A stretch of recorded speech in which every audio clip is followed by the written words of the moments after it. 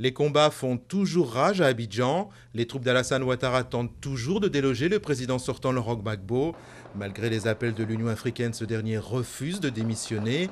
Près de 500 étrangers, dont 150 Français et de nombreux Libanais, ont été mis à l'abri par les forces françaises dans une ville livrée au pillage, selon des témoins.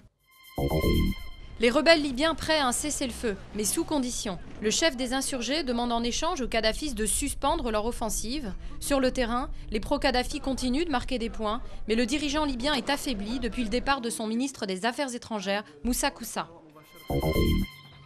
Grande campagne de recherche de victimes au Japon. Les armées nippones et américaines ont déployé un important dispositif pour tenter de trouver les corps emportés par la vague géante.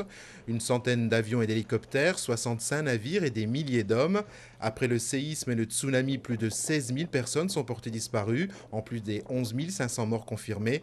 3 semaines après la catastrophe, les espoirs de retrouver les survivants sont quasiment nuls. Un tribunal mobile dans le Moyen Atlas marocain.